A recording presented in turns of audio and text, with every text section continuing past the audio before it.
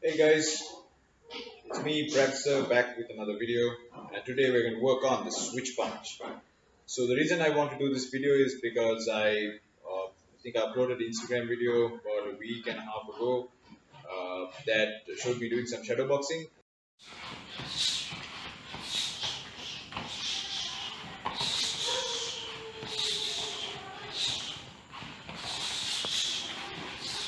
A lot of people have commented that I had a nice switch in the middle. I switch stance and punch at the same time. And lots of people also ask me how I do it and what's the purpose of it. This is a technique I like to pull off even during sparring. It's very effective because it is a strong technique, it's a very powerful technique, and also it moves you into a safer place in relation to your opponent. And if you are comfortable fighting left side forward and right side forward, it's a nice way to kind of switch the stance in between rather than just changing your feet like this in the middle of the fight. So I'll take you guys through the basic technique that I do, and I'll show you some follow-ups and how you can train this on the bag if you're training solo. Okay, I'm going to assume that you guys know how to throw a jab and a cross, and you know your basic boxing footwork. Okay, so you stand in your stance, as you guys know. Lead side punch, that's typically the jab. The cross is from the rear side. Okay, so what with this switch punch technique, what I aim to do is to switch my stance and deliver a cross from my left side at the same time. Okay? So in essence, it looks like this. Okay? So what happens? My right leg comes forward, left leg goes back at the same time. My left hand goes back. Okay, so that becomes my rear hand. So the punch I throw with that becomes a cross. Strong technique. So this has to happen together. That's really important. All right. So what you don't want to do is this, because there's a delay. Okay. As soon as you switch, your opponent will see that, and they'll expect something else afterwards. You can of course switch and attack depending on the timing factor, but this technique is best executed together simultaneously. So what you want to do is simultaneously switch. So when you do this, you don't jump up too high because that takes a lot of time to execute. Okay? You want to do a little sliding motion with your feet, like so. So front foot comes back, back foot goes out in front. Okay, at the same time.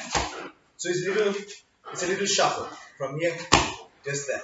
Okay, so your punch is thrown at the same time as this leg moves forward and this leg moves back. So it's all simultaneous. The other mistake people make is they try to switch punch while standing still, like this.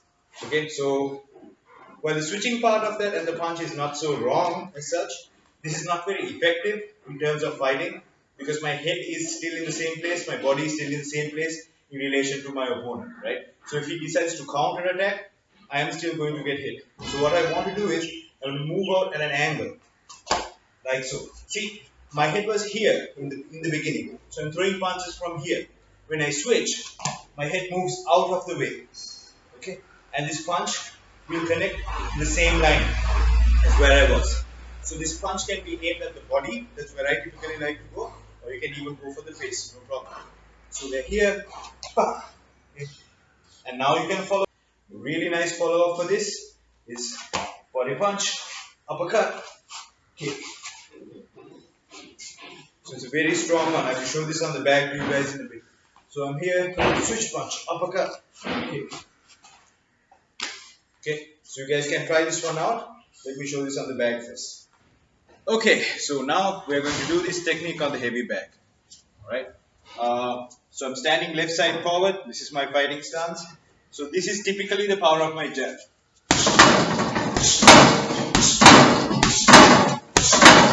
Okay, that's typically what my jab is like. Now let's see when I do the switch punch. So I'm going to do the same punch, the left side, with the only difference being I'm switching my stance as I discussed. My weight is going to shift forward and I'm going to punch across with my left side. So I'm here, much stronger punch.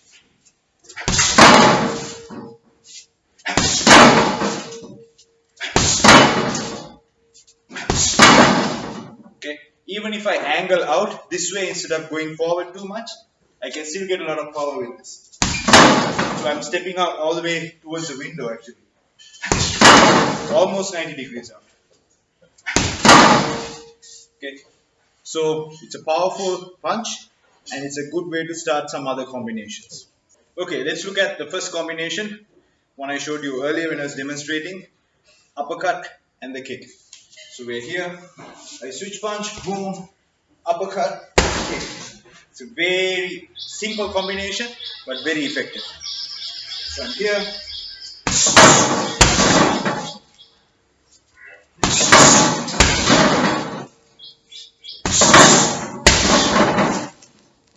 okay. Now typically when I do this, my first switch punch is to the body. Okay, I want my opponent to go oof. Okay, I do this a lot when I notice my opponent doing this, opening up his elbows, maybe throwing strikes up high, focusing too much on this part of his body and ignoring defending the midsection. So I like to throw a nice hard punch to the stomach, make him go, double up, double down a little bit, or maybe make him block down here and throw the uppercut next. Usually after the uppercut, they're going to throw their head back or they're going to block up here. And your kick, if you aim it to the face, you're most probably going to catch him in the face. If it's difficult for you to kick high, just go for the leg because he'll be leaning back, leaving his front leg forward. It's a very effective combination. One more time. So I'm here. If I want to do a long uppercut,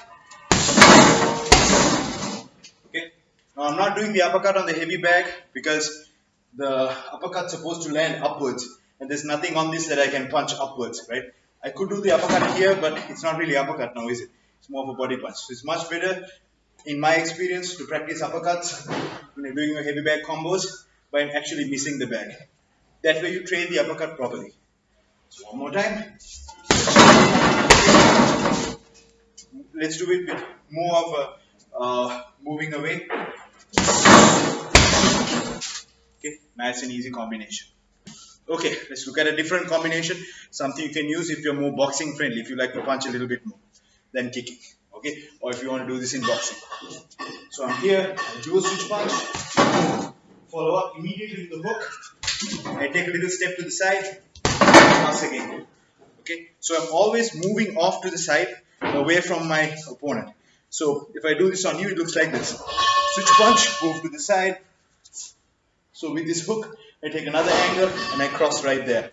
After the cross, I can step back to make distance to keep myself safe. So this is a really nice way to angle out and do your combinations. And if you've been fighting your opponent left side forward for a long time, suddenly switching to right side forward, switching leads is going to confuse him. So you're probably going to land a lot of these shots. So let's look at it now. Switch punch. One more time. When you guys do this, make sure not to lean too far forward. You don't want your face to go over your knee. Okay? You don't want your chin specifically to go over your knee. You can break this rule from time to time, but generally speaking, try to keep it behind your lead knee. That way, you won't lean too far forward, and you won't be too vulnerable to uppercuts, leg kicks, and etc. Okay? It's better to be stable and balanced than to be unstable, although there are certain techniques that are high risk, high reward. Generally speaking, you want to maintain your balance as you train. So one more time, I'm here.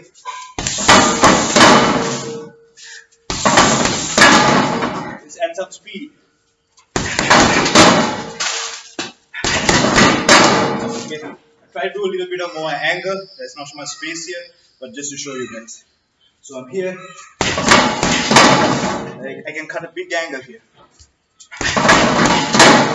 Like so. Okay.